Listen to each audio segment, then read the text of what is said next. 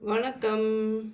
இன்றைக்கி கடலைப்பருப்பு சன்னா டாலில் ஒரு டிஃப்ரெண்ட்டான வடை செய்வோம். 3 கப் கடலைப்பருப்பு 2 to 3 hours தண்ணியில் ஊற விடுவோம். கடலைப்பருப்பை 3-4 மணித்தியாலம் ஊற வச்சுருக்கு.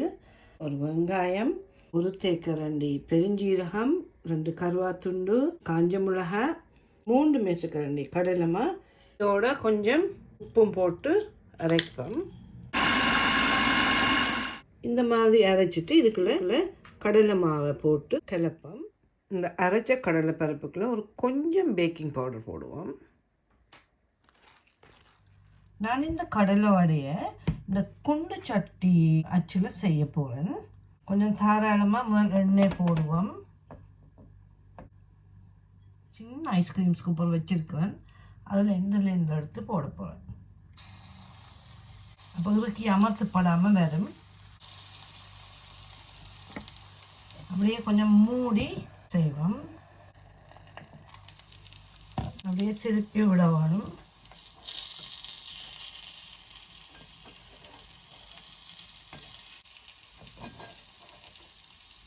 திருப்பியும் மூடி பொரிப்போம். கலர் மாறி வந்துட்டுது, எடுப்போம்.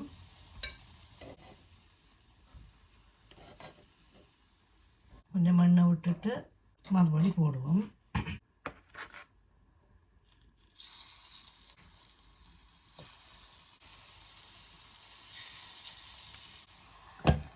இப்படி குண்டு சட்டியில் ஏன் செய்கிறேன்னால், இந்த பிள்ளைகளெல்லாம் வடை சுடைக்குள்ள எண்ணெய்க்குள்ள வடையை எறிவினம். எறிஞ்சு கையில எல்லாம் எண்ணெய் தெறிக்கும். அப்படி தெறிக்காமல் செய்கிறதுக்காக வேண்டித்தான் இப்படி இந்த குண்டு சட்டியில் செய்யணும். கொஞ்சம் நேரம் எடுக்கும், ஆனால் ஆக்சிடெண்ட் ஒன்றும் வராது. கையாலையும் போடலாம். டெம்பரேச்சரை கூட்டி குறைச்சி செய்யலாம். குண்டு வடை ரெடி.